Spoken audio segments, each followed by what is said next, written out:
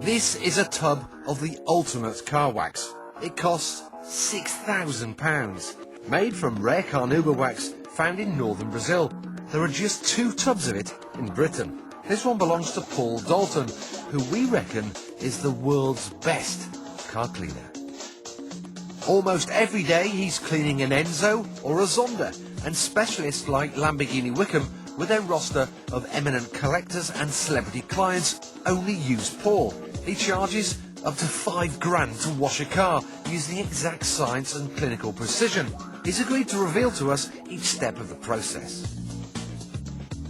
This is basically a citrus degreaser which will remove all the grime which is on the lower half of the vehicle.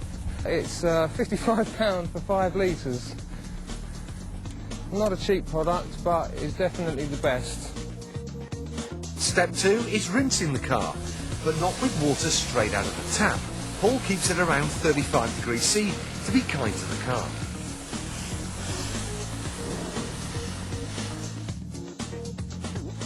Step 3 is sponging on the suds. A £65 bucket imported from America is filled with a pH-neutral shampoo. Every product is chosen with the utmost care. A car like this Maserati MC12 is worth £500,000, and you wouldn't want to damage its paint. To respray an MC12, you could be looking at, I would have said, around about £25,000–30,000 or more, I would have said. But I have to be very careful, basically. With all this attention to detail, we couldn't help wondering whether Paul's at the hearth had become a car wash widow. I think sometimes she might get a little bit jealous because I spend more attention to cars than my girlfriend. After more rinsing, the next step is to towel the car dry. No chamois leathers here, just high-tech microfiber blankets. Then it's onto the wheels with a special gel. Basically, it's a wheel gel that won't corrode the wheels or damage them in any way.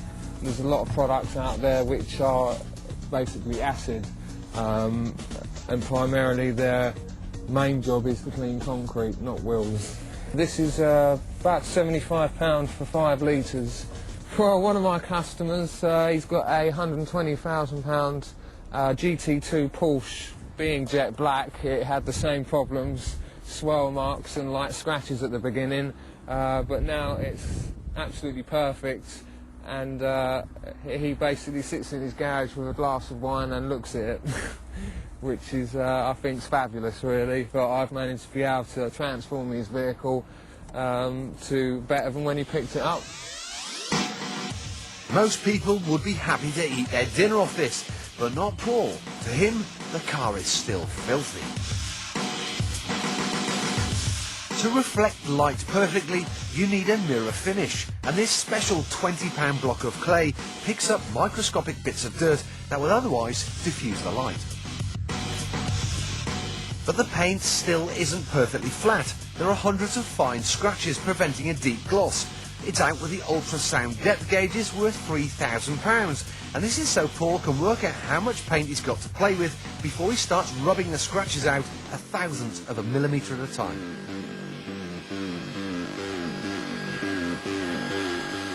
The rubbing compound has got rid of the scratches, but Paul still doesn't consider the car clean enough to wax. Once the lacquer is perfectly re-level, this is prepping the paintwork ready for the wax. You're looking at around about £35 a bottle for this.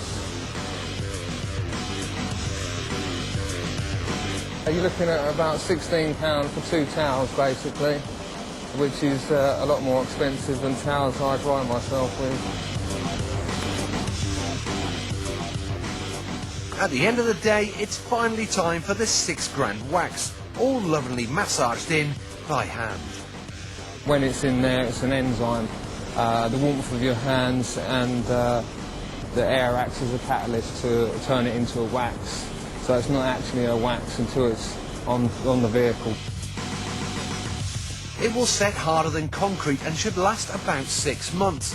The lustre is undeniable, but this has been a relative catlick by Paul's standards. He's already got 2 Bugatti Veyron owners signed up to his top-of-the-range 61-step car wash. So, does nothing faze him? Biggest nightmare is bird droppings.